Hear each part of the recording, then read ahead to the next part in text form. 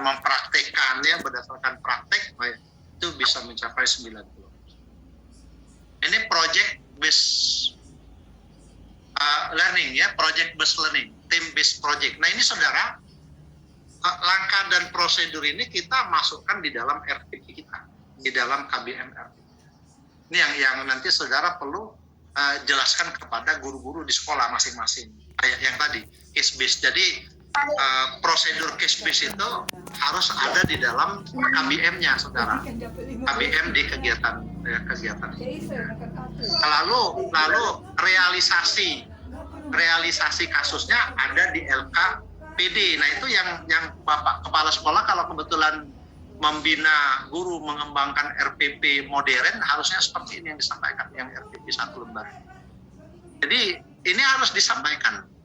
Walaupun ini sama dengan yang tadi prosedur langkahnya, sintak yang pertama adalah pemberian materi, konsep. Nah, berarti di LKPD, saudara, materi pokoknya itu sudah kita masukkan di langkah pertama di LKPD. Di lembar kegiatan nanti akan menjadi pegangan murid. Termasuk saudara kalau memang ada web browsing materi yang kita anggap perlu di dalam dunia maya di internet, kita kasih aja di LKPD yang di bagian pendahuluan, di LKPD-nya web browsing atau alamat-alamat internet yang terkait materi. Jadi tugas guru agak banyak juga, dia harus rajin mencari bahan yang ada di dalam dunia maya, nambah wawasan pengetahuan yang dimiliki anak-anak, bisa menggali sendiri. Kemudian membentuk kelompok, kemudian ada penugasan proyek, kemudian ada pelaksanaan proyek. Nah, pelaksanaan proyek itu yang harus dia siapkan perencanaannya, time schedule-nya, pencarian data informasi dan sebagainya. Ini di dalam guru harus menuangkan ini di dalam RPP, saudara, untuk kegiatannya. Kemudian diskusi, validasi, hampir mirip dengan case base-nya, cuma di sini ada proyek. Kalau di case base tidak ditulis proyek. Kemudian membuat perumusan masalah, penulisan hasil kerja, pembuatan laporan, mempresentasikan hasil atau produk, kemudian melakukan penilaian. Ini saudara, catatan ini yang harus dilihat. Kemudian mata kuliah wajib, ini saya kira ini karena ini kebetulan di perguruan tinggi sehingga ada tambahan BKM namanya. Merdeka Belajar itu gara-gara ada Merdeka Belajar, saudara. Jadi yang terkait dengan proyek. Kalau di perguruan tinggi, kalau di saudara silakan nanti diatur apakah akan ada. Yang penting di dalam kegiatannya akan tertanam bagaimana karakter siswa atau karakter pelajar Pancasila di dalam menghargai orang lain, disiplin dan sebagainya, menghormati ciptaan Tuhan misalnya. Bagaimana kalau proyeknya berkaitan dengan hewan uji coba, aturannya seperti apa. Nah ini yang dimaksud dengan kalau dia tumbuhan oke sembarang aja dipotong boleh, tapi kalau hewan kan tidak. Jadi ada etika risetnya, etika project yang akan mereka kerjakan kalau menggunakan hewan untuk menjadi project yang akan dilakukan penelitian oleh peserta. Oke saudara, penilaian, jadi ada standar penilaian.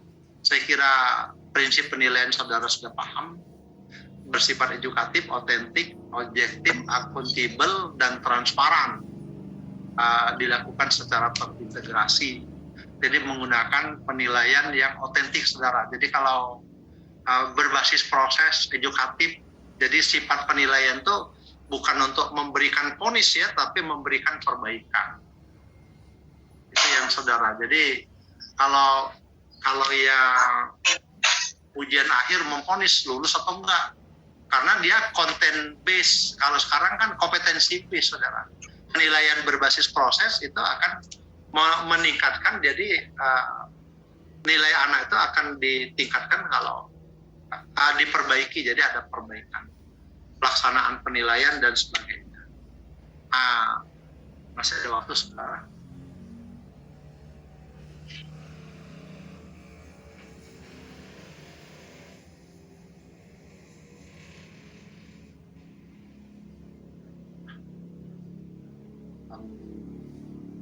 Sebetulnya ada video yang mau saya sampaikan, video tentang case base. Nanti saya share aja link videonya, barangkali sampai di sini saja saudara. Kalau ada yang ingin ditanya kita buka diskusi karena waktu kita hanya 1 jam. Terima kasih, silakan saudara kalau ada yang ingin disampaikan. Ini sudah ada yang angkat tangan. Justina 78, Justina. Silakan Alfian Kurnia dulu boleh, silakan Mas Alfian Kurnia. Nanti silakan Mas Alfian Kurnia kalau ada yang ingin disampaikan. Suaranya tidak terdengar oleh saya, Mas Alfian. Assalamualaikum warahmatullahi wabarakatuh. Waalaikumsalam. Baik Pak, ya baik. Selamat pagi Bapak, terima kasih untuk paparan materi pagi ini, cukup menarik sekali terkait masalah pembelajaran yang berorientasi pada proses Pak ya.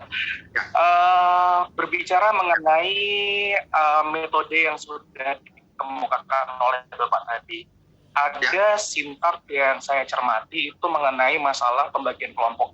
Pada saat pembagian kelompok, muncul di dalam benak saya bahwa ini kan ada suatu diferensial ketika kita membagi kelompok berdasarkan prinsip heterogen dan prinsip homogen. Kalau misalkan kita bagi secara heterogen, itu kan berarti mereka bisa dibagi dalam satu kelompok terdiri atas kelompok tingkat tinggi, sedang, atau rendah.